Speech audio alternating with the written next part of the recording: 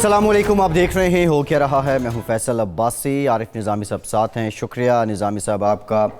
سال 2020 کی یہ آخری شام، بظاہر میجیکل نمبر دیکھنے والا یہ سال نظر آنے والا 2020 دنیا کو کوئی بہت اچھی یادیں دے کر نہیں جا رہا۔ کووڈ کی وجہ سے جہاں دنیا بھر کی معیشت متاثر ہوئی، وہاں انسانیت کے لیے بھی، انسانوں کے جان کے لیے بھی خاصا چیلنج رہا۔ اس سے متعلق بات کریں گے، یہ سال کیسا رہا اور آنے والے سال کے لیے کیا امیدیں ہیں، کیا توقعات ہیں۔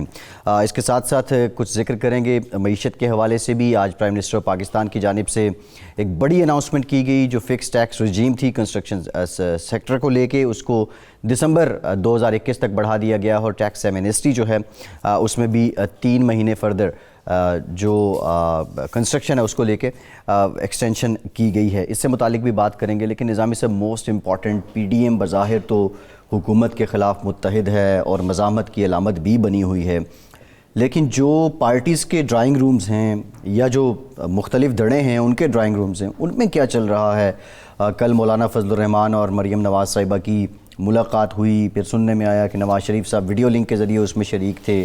مولانا نے کچھ نون لیگ سے بھی شکوے کیے، پھر دونوں نے مل کے کچھ پیپلز پارٹی کے شکوے، ان کو بھی زیر بحث آیا۔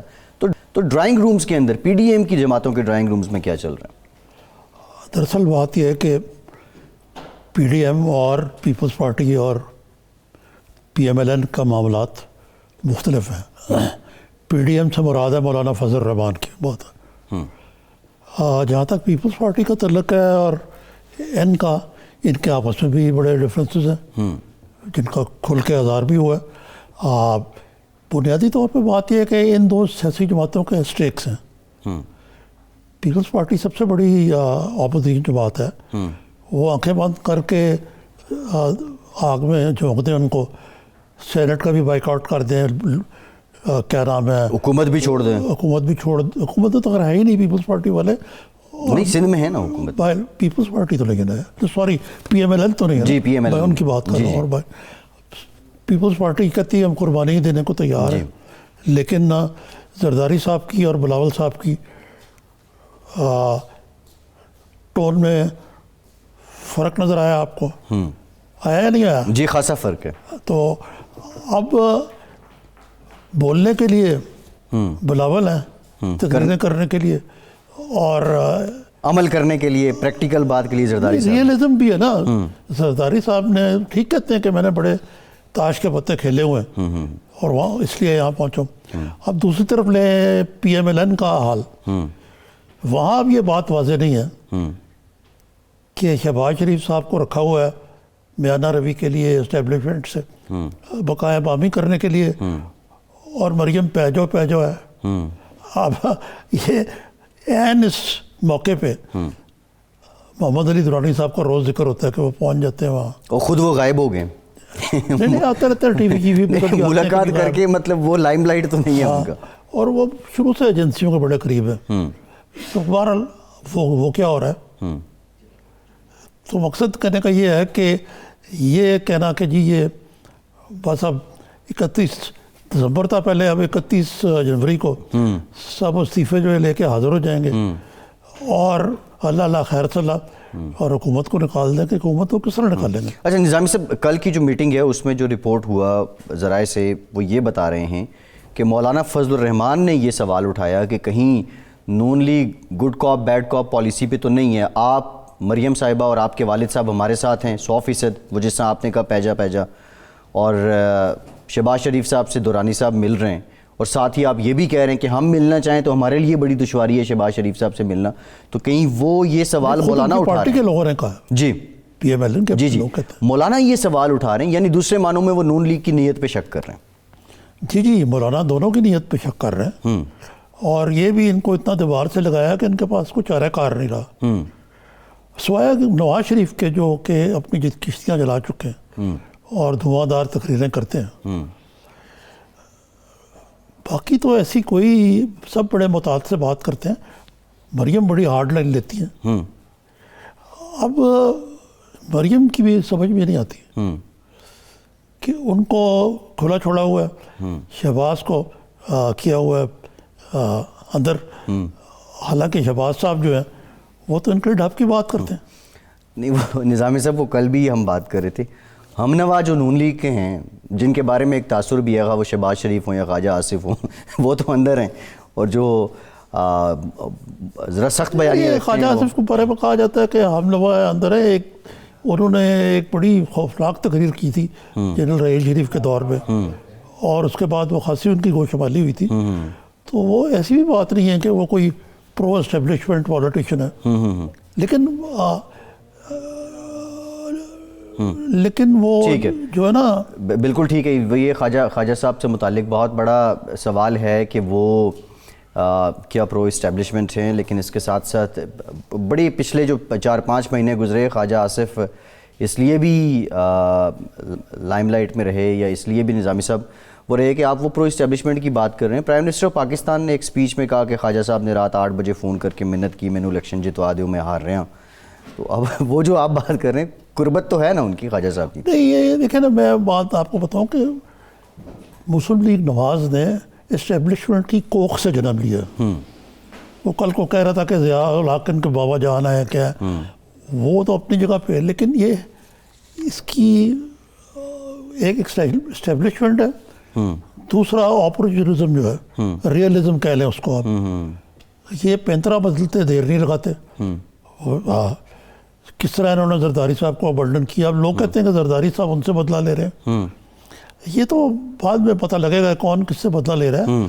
لیکن اس طرح جس طرح کے مولانا حکومت کو نکالنے کی کوشش کر رہے ہیں، اس طرح حکومتیں جاتی نہیں ہیں. اگرچہ اس وقت آج سال ختم ہو کہہ رہے تھے، اس سال کا جائزہ لیں آپ، تو what has P T I to show for to the public, to the public کیا دیا انہوں نے گورننس کی صورت میں؟ مہنگائی کم ہوتی، پھر مہنگائی کا رونا. اور اگر یہ بھی چھوڑ دیں تو جو ایک بھانمتی کا کنبہ ہے، یہ نئی ہم نے ایک جہت دیکھی ہے کہ جی ایک ہوتا نا کہ آپ یہاں بیٹھے ہوئے بات کر رہے ہیں، جو آپ بات کر رہے ہیں. اس حکومت نے ایک نیا انداز اپنایا کہ جناب وہ انہوں نے دیکھا شاید امریکہ میں اور برطانیہ میں ہوتا ہے، ایک سو کالڈ اسپوکس مین کی فوج، ظفر فوج جو ہے وہ اکٹھی کر لی گئی ہے، اور ہر وقت ریئلٹی کی جگہ سپن دینے کی کوشش کی جاتی ہے. اور آپ اسپوکس مین کو یہ کہتے ہیں وزیر اعظم کہ آپ یہ لائن لیں، یہ لائن لیں، یہ لائن لیں، یہ سب وزیر اعظم کی لائن ہوتی. اس طرح تو نہیں ہوتا نا کہ آپ سبسٹنس اور حقیقت کے اندر کوئی تو لنک ہونا چاہیے نا.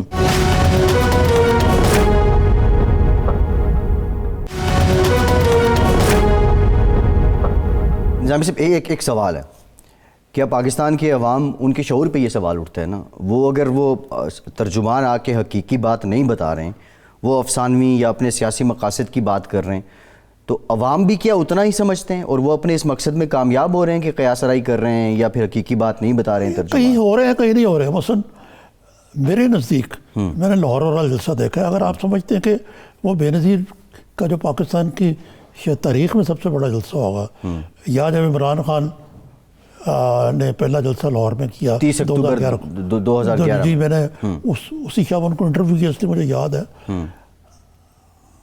اب عمران خان ایک نئے لیڈر کے طور پہ آئے تھے، کوئی نئی چیز لے کے آئے تھے، ماحول اس قسم کا تھا، تو لوگ ان کو سننے کے لیے آئے. ویل آرگنائز جلسہ تھا. یہاں کتنے 11 پارٹیز تھیں اس وقت؟ جی 10 پارٹیز ہیں. اب ایک تو وہ پارٹی علیحدہ ہو گئی ہے.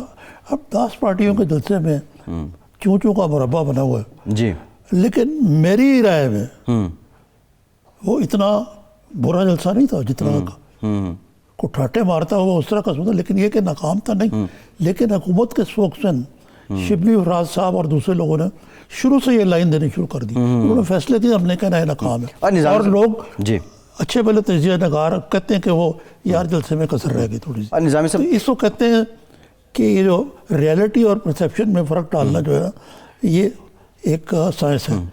نظامی صاحب میں کہیں پڑھ رہا تھا، وہ کسی پرانے تاریخ سے متعلق کی کسی کی کوئی تصنیف تھی، تو اس میں لکھا تھا کہ جب وزیر مشیر کرسیاں گننے شروع ہو جائیں تو سمجھیں کہ اگلے کا جلسہ کامیاب ہو گیا ہے. اچھا میں چاہ رہا تھا آپ سے جی کہ اگر وقت ہے آپ کے پاس، جی 2000 کا 2020 کا جو سال ہے ایک روایت بھی ہے کہ یہ کیسا رہا.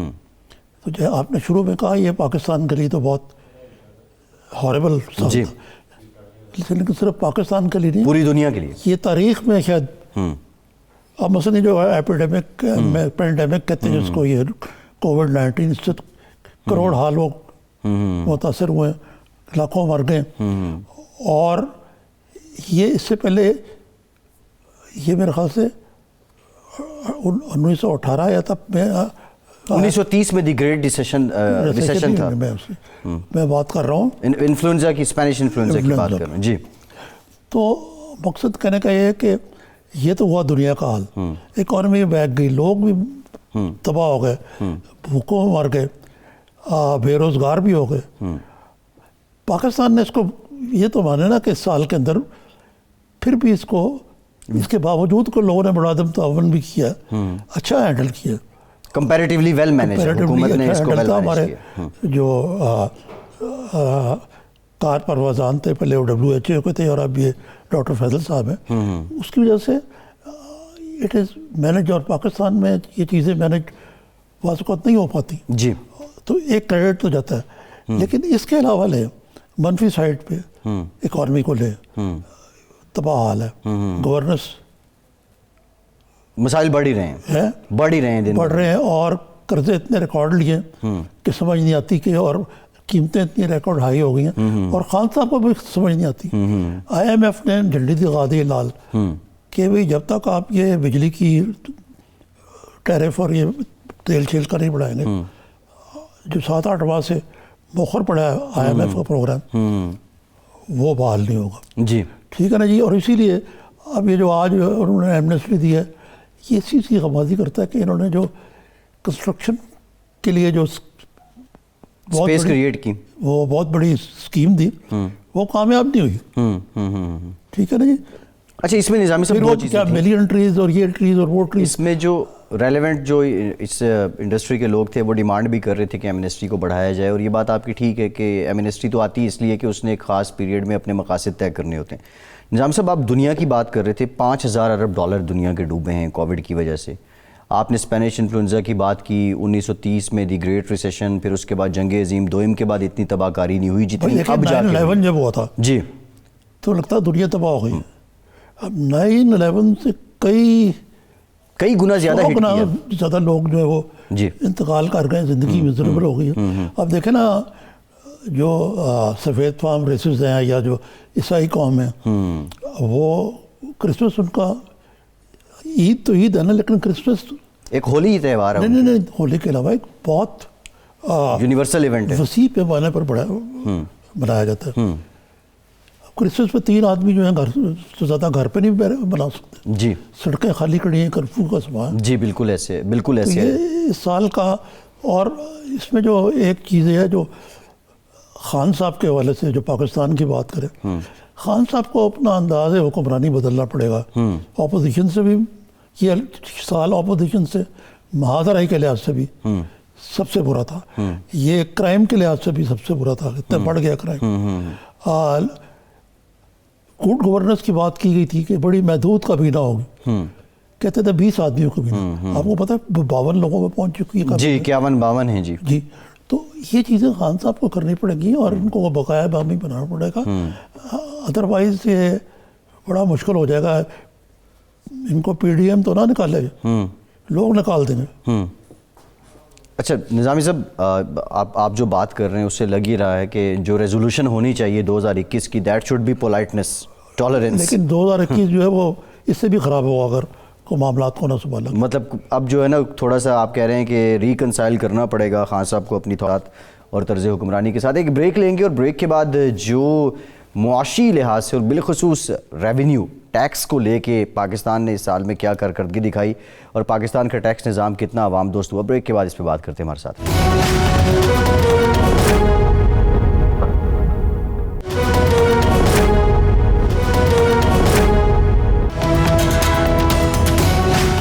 بریک کے بعد ایک بار پھر سے آپ کو خوش آمدید کہیں گے. بریک میں ہمیں جوائن کیا ہے سابق چیئرمین FBR شبر زیدی صاحب نے. زیدی صاحب thank you very much for joining اس. نظامی صاحب مختلف امور پہ بات کریں گے. زیدی صاحب جب چیئرمین تھے تب کیا ہوا, اس سے پہلے کیا حالات تھے, بعد کے حالات کی پہلے ذکر کر لیتے ہیں. آج جو پرائم منسٹر نے اناؤنس کیا ہے کہ کنسٹرکشن کے لیے, ریئل اسٹیٹ کے لیے فکس ٹیکس رجیم جو ہے اس کو 1 سال کے لیے ایکسٹینڈ کر دیا گیا ہے, اور پھر ایمنسٹی جو ہے اس میں بھی 3 مہینے کی توسیع کی اطلاعات ہیں. یہ اس بات کی غمازی کرتا ہے میری رائے میں کہ جو ہدف تھے وہ پورے نہیں ہوئے, اس لیے اس کو بڑھانا پڑا. نیچرلی تبھی ایمنسٹی وغیرہ کو بڑھا ہے. لیکن زیدی صاحب السلام علیکم, میں آپ سے یہ عرض کرنا چاہتا ہوں کہ آپ بڑے تمطراق سے آئے تھے, پھر آپ جلدی چلے بھی گئے, اور آپ نے دیکھا کہ میری آپ سے ملاقات بھی ہوئی.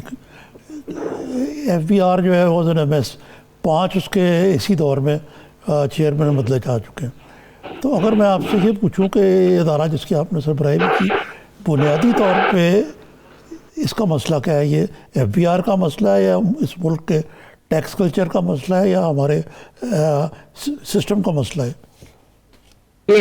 نظامی صاحب, پہلی بات تو میرے سے بات کرنا اس لیے تھوڑا سا مناسب نہیں ہے, بٹ میں کہہ سکتا ہوں کہ میں تو خود ایک ناکام اس سینس میں ہوں کہ میں تو گیا اور واپس آ گیا اور اس کو میں نے صحیح نہیں کر سکا.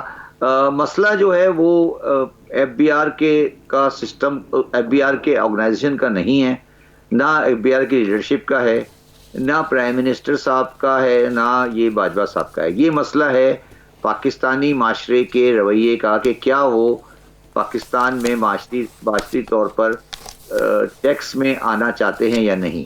اچھا, کوئی دنیا کا معاشرہ, کوئی دنیا کا آدمی خوشی سے ٹیکس نہیں دیتا, تو پھر اس کو ٹیکس لینے کے لیے اسٹیٹ کے پاس ریٹ ہوتی ہے, اور اسٹیٹ کے پاس انفارمیشن ہوتی ہے, اور اسٹیٹ کے پاس پولیٹیکل اسٹرینتھ ہوتی ہے. تو ایک جب پاکستان میں ٹیکس دینے کا رویہ نہیں ہے اور اسٹیٹ کے پاس ریٹ اور انفارمیشن نہیں ہے, اور اسٹیٹ یہ پریشر نہیں لے سکتی جو کہ ٹیکس کے سسٹم میں آتے ہیں, اور گروتھ کے سیکٹرز کو آپ کو ہاتھ ڈالنے پڑتے ہیں, تو پھر آپ اسی نتیجے پہ پہنچتے ہیں جس نتیجے پہ ہم آج پہنچ رہے ہیں.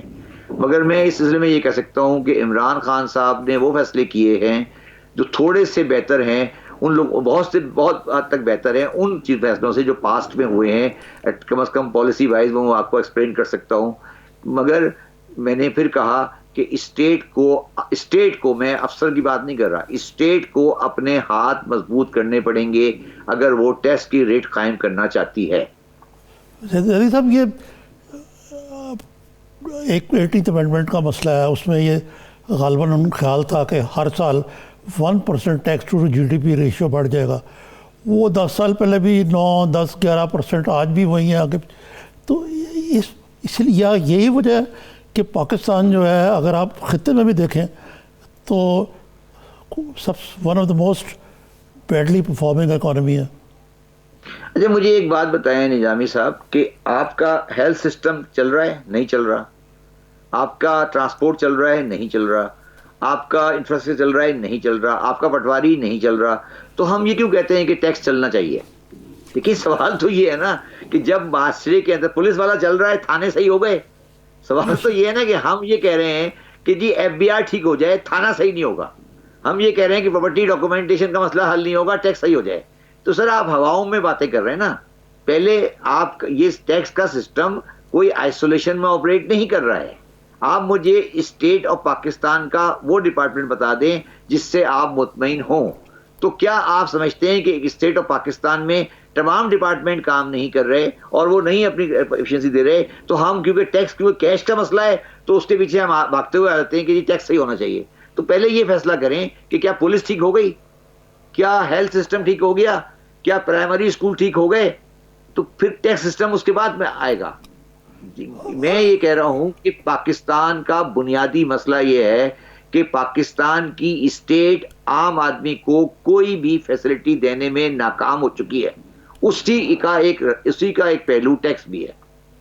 تو آپ نے یہ انکشاف کیا حال ہی میں کہ یہ پاکستانیوں نے 150 ارب ڈالر باہر رکھے ہوئے ہیں, مالٹا میں بھی رکھے ہوئے ہیں, ادھر بھی رکھے ہوئے ہیں, ادھر بھی رکھے.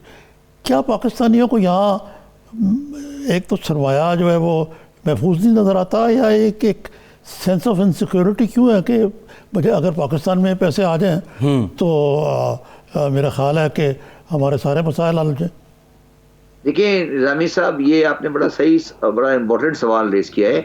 میں نے یہ انکشاف آج نہیں کیا ہے، میں نے 2016 میں میاں نواز شریف اور عمران خان کے پاناما لیک کے فوراً بعد میں نے ایک کتاب لکھی تھی جس کا نام تھا Panama leak a blessing in disguise.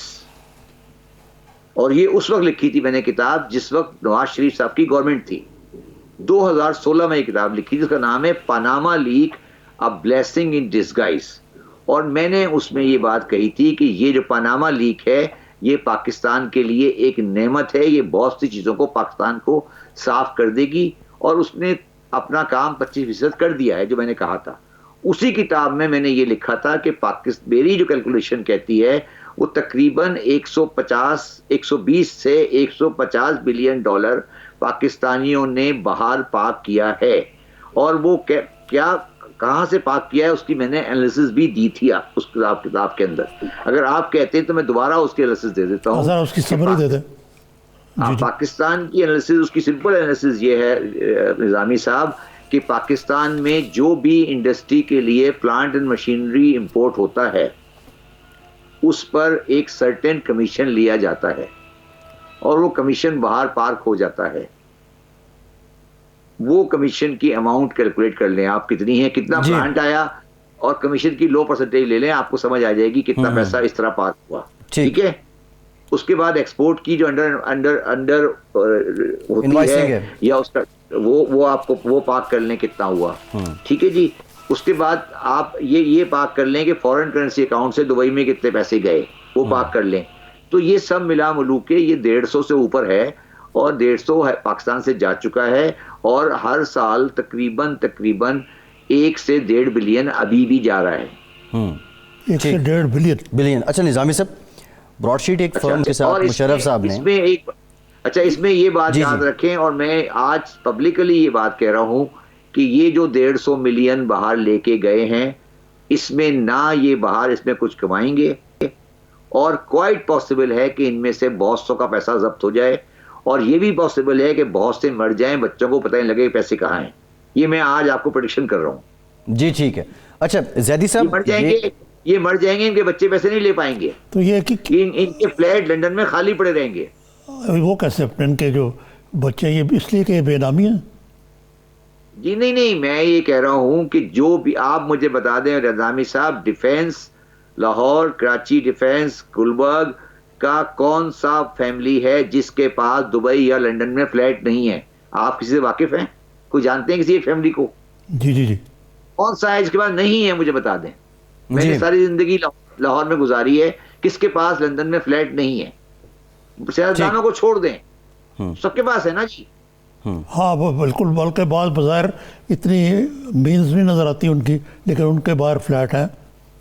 جی پھر دبئی میں کس کے پاس نہیں ہے مجھے بتائیے. یہ تو ایک کہانی، یہ تو اب اس پہ بحث کرنے کا فائدہ نہیں ہے.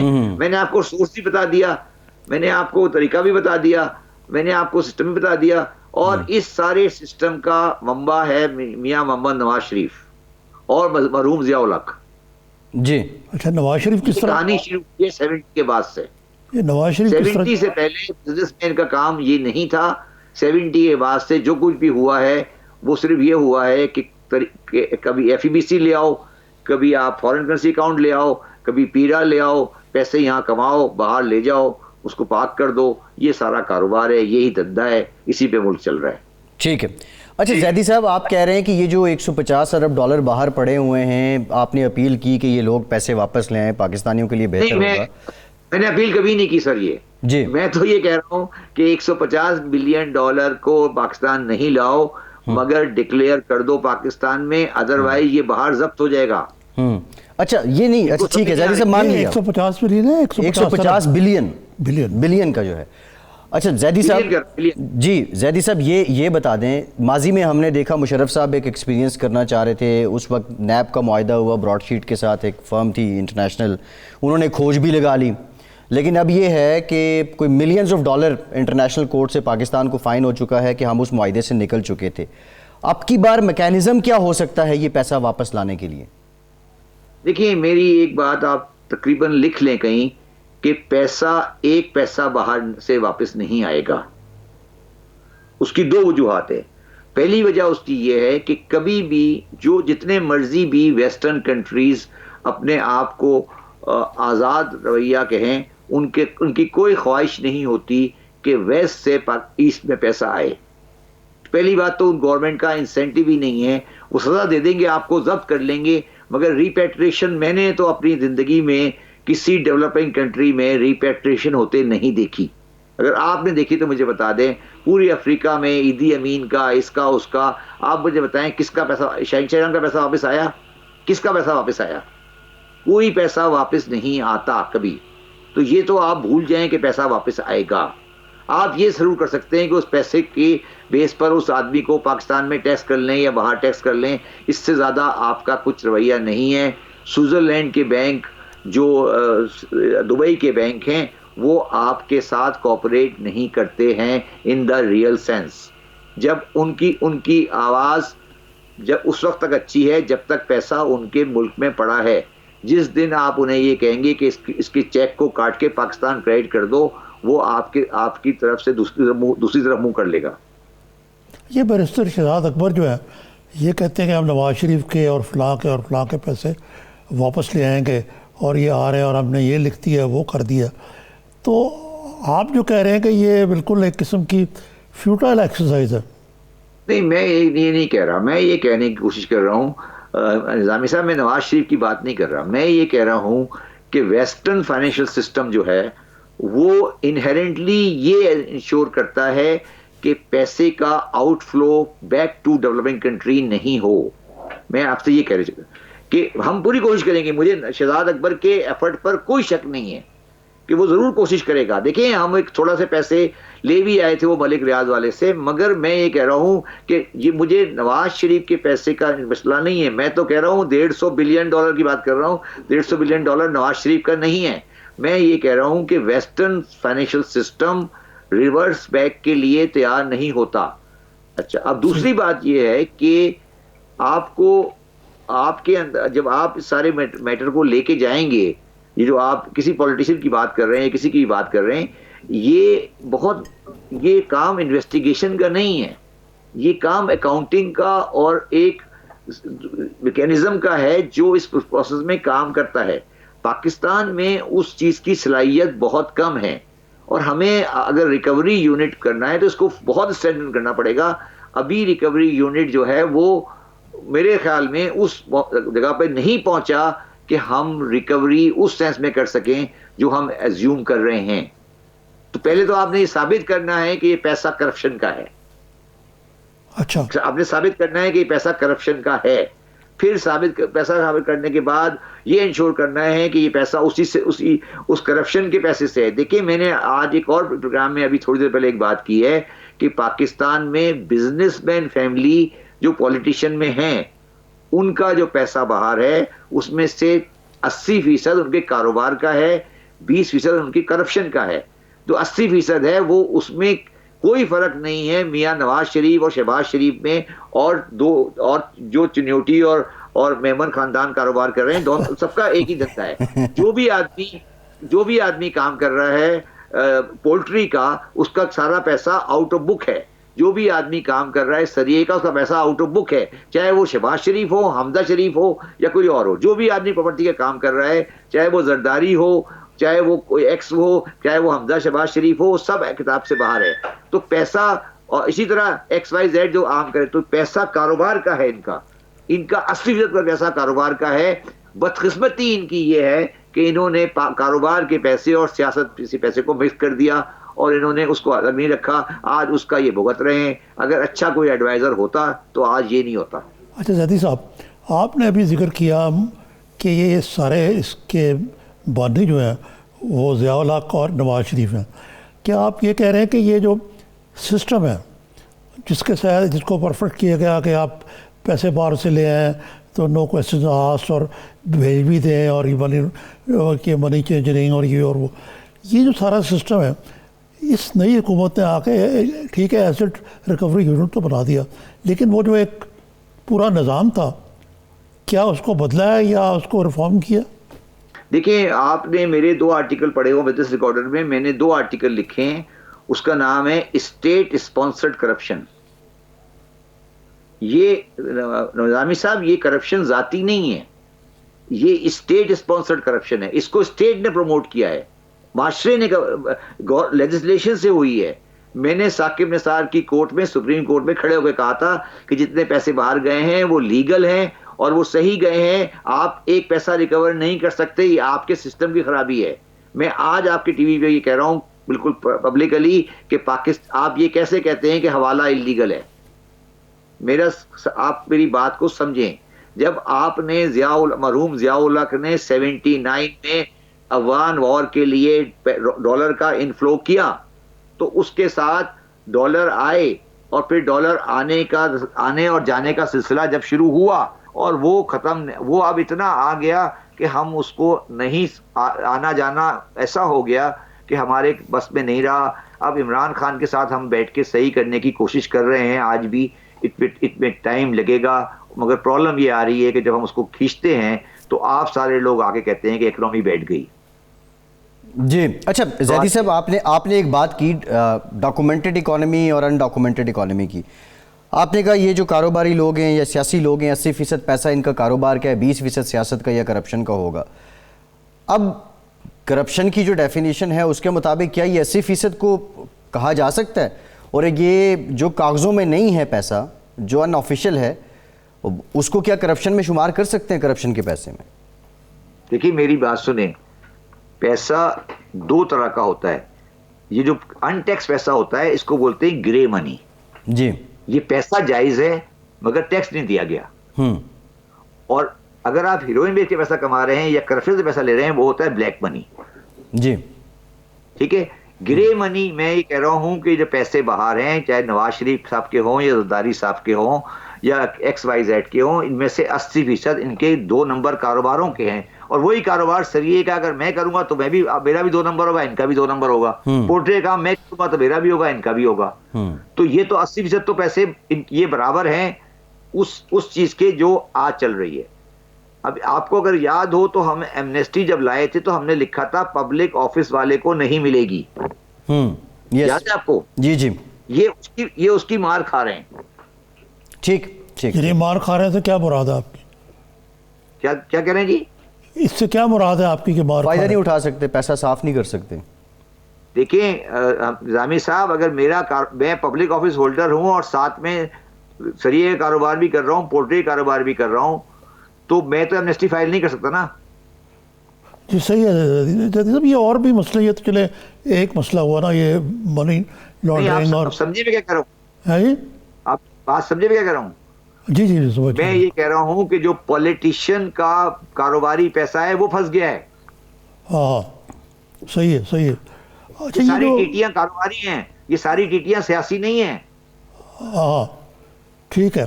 جو ان کا کاروبار تھا، اول تو بہت سارے لوگوں کا خیال ہے کہ سیاست دانوں کو جب سیاست کریں تو پھر کاروبار نہ کریں، لیکن شاید عملی طور پر ممکن نہیں ہوتا ہے. سر دیکھیں یہ ایک لمبا سبجیکٹ ہے، اسے بعد میں بات کر سکتے ہیں. اچھا ٹھیک ہے. جدید صاحب چلیں یہ مجھے بتائیں کہ جو یہ تو چلے ایک ہوا نا مسئلہ، لیکن ہمارا جو انکم ٹیکس کا نظام ہے، سیلز ٹیکس بہت زیادہ ہے. یہ اس قسم کے جو لوپ ہولز ہیں ان کو دور کیوں نہیں کرتی یہ حکومت جو ہے؟ دیکھیں میں آپ سے بالکل ڈس ایگری کرتا ہوں. کوئی لوپ ہول نہیں ہے. سوال یہ ہے، میں نے آج صبح کل اس پروگرام میں بھی کہا تھا، کل آج پھر دوبارہ کہہ رہا ہوں نظامی صاحب، 3.5 لاکھ انڈسٹریل کمرشل کنزیومر ہے پاکستان میں بجلی اور گیس کا. 3.5 لاکھ کنزیومر ہے. کسی سے پوچھ لیں، لاہور میں جا کے پوچھ لیں ڈسکو میں کتنے انڈسٹریل اور کمرشل کنزیومر ہیں پاکستان میں بجلی کے. ان 3.5 لاکھ کنزیومر ہیں بجلی کے، اور اس میں سے صرف 50,000 سیل ٹیکس میں رجسٹر ہیں. 3,10,000 انڈسٹریل کمرشل کنزیومر پاکستان کے کسی ریکارڈ میں نہیں ہیں. ڈسکو سے وہ بجلی لے رہے ہیں، ڈسکو سے وہ گیس لے رہے ہیں، مگر وہ ٹیکس نہیں دے رہے. اگر وہ ایک دن بھی بجلی کا بل نہیں دیں، ان کی بجلی کٹ جاتی ہے. اور وہ ٹیکس نہیں دیں تو کوئی نہیں پوچھتا، بلکہ لاہور چیمبر آف کامرس اور کراچی چیمبر آف کامرس ان کو جا کے تمغے دیتی ہے. میں کیوں چھوڑ کے آ گیا؟ میں آپ اسے سچ پوچھنا چاہتے ہیں؟ میں چیمبروں سے تنگ آیا تھا، وہ چیمبر والے میرے گلے پڑے تھے. میں بیوروکریسی سے کبھی تنگ نہیں آیا، مجھے کبھی فوج نے کچھ نہیں کہا. یہ چیمبر، یہ مافیا ہیں، یہ کاروبار، یہ ٹیکس نہیں دینا چاہتے، کبھی نہیں دیں گے. یہ ان کا کوئی اور علاج کرنا پڑے گا. یہ مافیاز کی طرح آپریٹ کرتے ہیں. آپ مجھے بتائیں نا کہ 3.5 لاکھ جو بجلی کا کنزیومر ہے، میں نے بدائیں باغ کو ہاتھ ڈالا ریل اسٹیل والوں کو، انہوں نے کہا ہڑتال ہو جائے گی. میں نے ستر منڈی پہ ہاتھ ڈالا، انہوں نے کہا ہڑتال ہو جائے گی. میں نے گجرانوالے میں ہاتھ ڈالا سلک والوں کو، انہوں نے کہا ہڑتال ہو جائے گی. کراچی میں میں نے ہاتھ ڈالا، انہوں نے کہا ہڑتال ہو جائے گی. یہ کیا باتیں کرتے ہیں؟ میں نے سراج قاسم تیلی صاحب کا انتقال ہو گیا، مرحوم میرے دوست تھے، میں نے پبلک اسٹیٹمنٹ دی کہ آپ اس بغل گڑ بیچنا بند کر دیں، میں سارے انسپیکٹر ہٹا دیتا ہوں. انہوں نے ایگری نہیں کیا. تو سر یہ اس میں کوئی بیوروکریسی، کوئی ریفارم، کوئی لا کچھ نہیں ہے. یہ بتہ گیری، بدماشی یہ ہے اور کچھ نہیں ہے. اور وتھ آل ڈیو ریسپیکٹ، یہ جو بتہ گیری بدماشی والے ہیں، ان کا vote bank unfortunately Imran Khan کا نہیں ہے. جی یہ چیمبرز نہیں یعنی مافیاز ہیں، زیدی صاحب یہ کہہ رہے ہیں.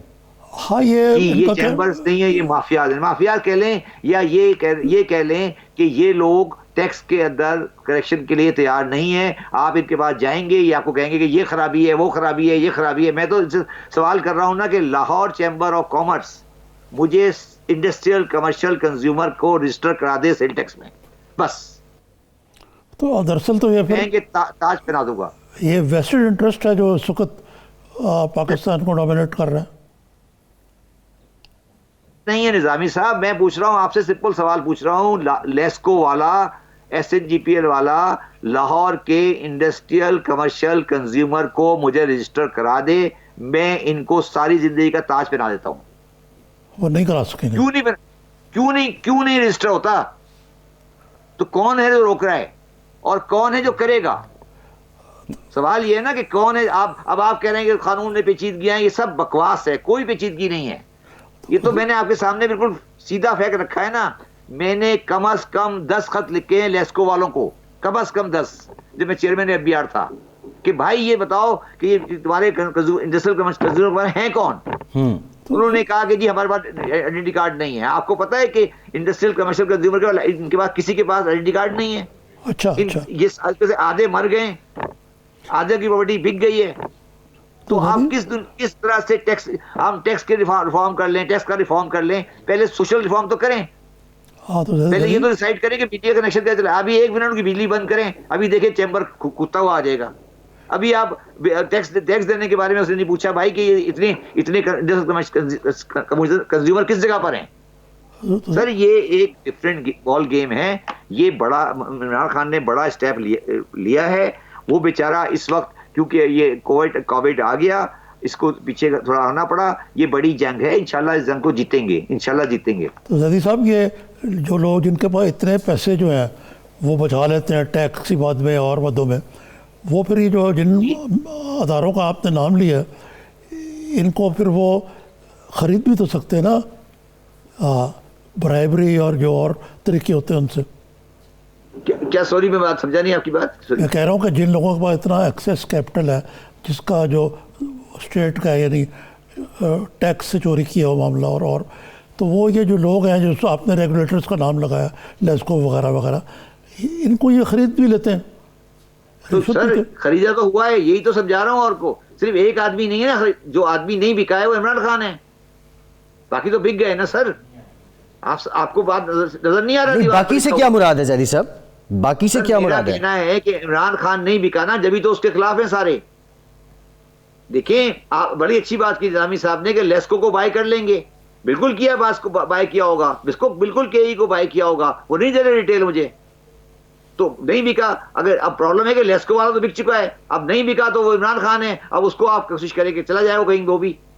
ٹھیک ہے زیدی صاحب ایک بریک لیتے ہیں. بریک کے بعد آپ کہہ رہے ہیں کہ چیمبر جو ہیں اور لیسکو ان کا آپس میں گٹھ جوڑ ہے اور پھر یہ آپس میں معاملات طے کیے ہوئے اور نہیں بکے تو عمران خان ہے. لیکن جی اس کا سمپل فائدہ کہ نہیں دینا یار، نہیں دینا، ختم. جی زیدی صاحب بریک کے بعد آپ سے جانتے ہیں جو بیچ میں چینل آتے ہیں ہم سب تک پہنچنے کے لیے وہ لوگ کس کے ساتھ ہیں. بریک کے بعد بات کرتے ہیں، ہمارے ساتھ رہیے.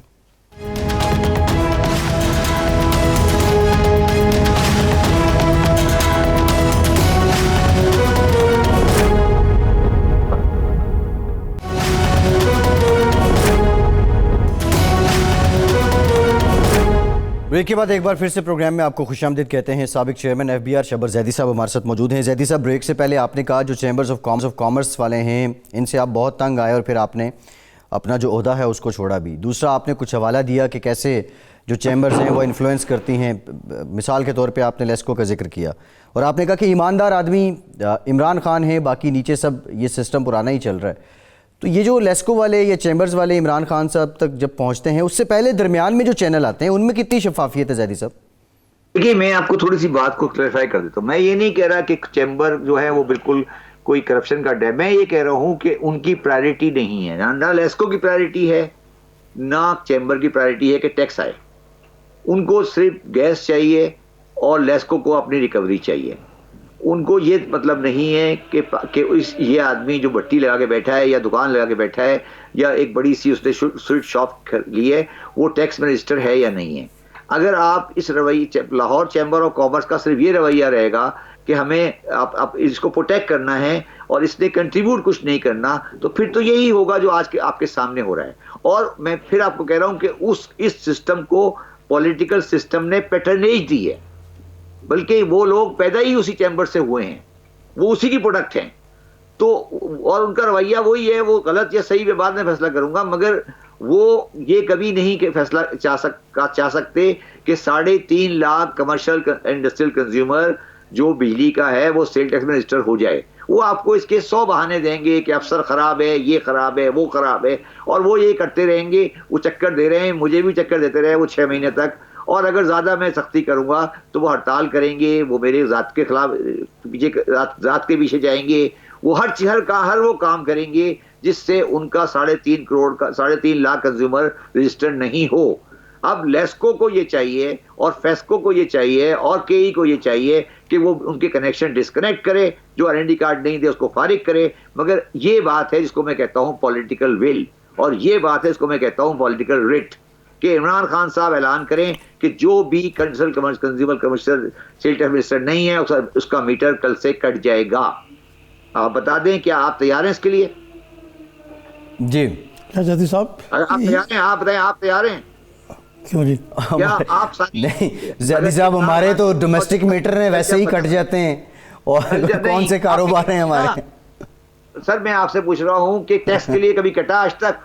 میں آپ سے یہ پوچھ رہا ہوں اگر عمران خان صاحب اعلان کریں کہ جو انڈسٹریل کمرشل کنزیومر ہے اگر وہ سیل ٹیکس رجسٹر نہیں ہے بینک کل سے ٹیکس کٹ جائے گا، تو کیا اتنی پولیٹیکل ول، اتنی پولیٹیکل ریٹ کیا ان لوگوں میں بیچاروں میں ہے جو ایک فریجائل گورنمنٹ کے ساتھ بیٹھے ہوتے ہیں یہاں پر؟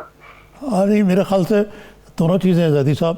نہ تو جو کنزیومر یا جو یہ کر رہا ہے ان میں پولیٹیکل ول ہے، اور نہ ہی حکومت میں یہ پولیٹیکل ول ہے. ابھی آپ نے فرمایا کہ عمران خان بڑے ایماندار آدمی ہیں، بھی صحیح ہے، لیکن وہ کیا وجہ تھی کہ آپ کو تنگ آ کے جانا پڑا کہ عمران خان صاحب کو آپ کو انیبلنگ انوائرمنٹ فراہم نہیں کر سکے اور پوری طرح سپورٹ نہیں کیے اور آپ مایوس ہو کے چلے گئے؟ دیکھیں، میرا سوال کچھ اور ہے. میرا سوال ہے کہ میں تو مایوس ہو کے آ گیا. آپ کے خیال میں آپ سارے انالیسز یہی کر رہے ہیں کہ عمران خان ڈیلیور نہیں کر رہا، سلو ڈیلیوری ہے، یہی کہہ رہے ہیں نا سارا قوم؟ کیوں ہے؟ وہ بھی تو بیچارہ اسی پوزیشن میں کھڑا، اس پوزیشن میں بیٹھا ہے جس میں میں بیٹھا ہوا تھا. وہ بھی تو بالکل اسی پوزیشن میں ہے، مگر وہ اس کا پیشنس میرے سے زیادہ ہے، وہ اس کو لیے جا رہا ہے. وہ میرا سوال یہ نہیں، میرا سوال ہے کہ عمران خان کو کون پروٹیکٹ کرے گا؟ آپ سمجھے نا، عمران خان بھی آج اسی پوزیشن میں ہے جس پوزیشن میں میں بیٹھا ہوا تھا دسمبر 2019 میں، کہ وہ بھی تو ہر چیز میں جب جاتا ہے تو پیچھے سے اس کو بلاکیٹ لگتا ہے اور واپس آتا ہے، وہ زیادہ بڑھتا ہے، پھر آگے بڑھتا ہے، پھر پیچھے آتا ہے. مگر سوال یہی تو میں کہہ رہا ہوں، جس پوزیشن میں آج میں تھا اس پوزیشن میں وہ بھی بیٹھا ہوا ہے. مگر ہمیں اس آدمی کو جس کے اندر پیشنس ہے اس کے ساتھ کھڑا ہونا ہے کہ ہم یہ دیکھ لیں کہ اس کا انٹینشن ٹھیک ہے، ٹائم لگ رہا ہے اس کو، مگر وہ اس کا رویہ، اس کی انٹیگریٹی اور اس کا سسٹم ٹھیک ہے. آہستہ آہستہ وہ اپنی پولیٹیکل اسٹرینتھ حاصل کرے گا اور سسٹم کو سیدھا کرے گا. ٹھیک ہے زیدی صاحب، وہ تو دیکھنا، ایک تو خان صاحب کو پوری سپورٹ حاصل ہے سارے اداروں کی، تو یہ تو نہیں ہے کہ وہ بالکل تنہا ہے.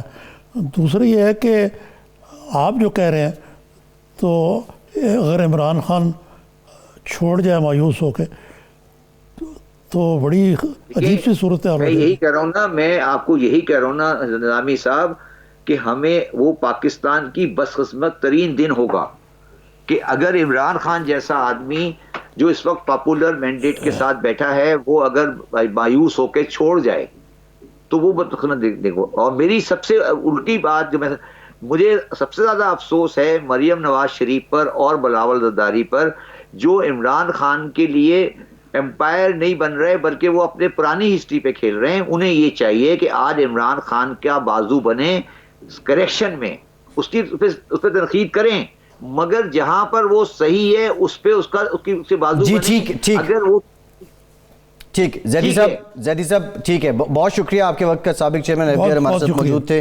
نظامی صاحب وہ عمران خان صاحب کے بازو بن کے تو ان کا تو جو کام ہے وہ تو کاروبار ہے وہی رہ جائے گا. نظامی صاحب بریفلی نئے سال کے لیے کوئی پیغام؟ کیا نئے سال کے لیے؟ نئے سال کا آغاز ہو رہا ہے، صبح سے آپ کا پیغام ناظرین کے لیے. جی میرا تو یہی پیغام ہے کہ پیوستہ رہ شجر سے امیدیں باہر رہا. جی ٹھیک. نظامی صاحب بہت شکریہ آپ کا. یہ سال جو رہا اس میں جتنے لوگ ہمارے جو ورکرز رہے، فرنٹ لائن ورکرز رہے، ہمارے ڈاکٹرز، پیرامیڈکس، سیکیورٹی فورسز کے لوگ، میڈیا پرسنز، مشکل حالات میں کووڈ کے دوران جو اپنی خدمات انجام دیتے رہے، ان کو بہت سلام، ان کا بہت شکریہ. اور خدائے بزرگ برتر سے یہ دعا ہے کہ نیا سال سلامتی، خوشحالی اور امن کا ضامن ہو. اجازت دیجیے.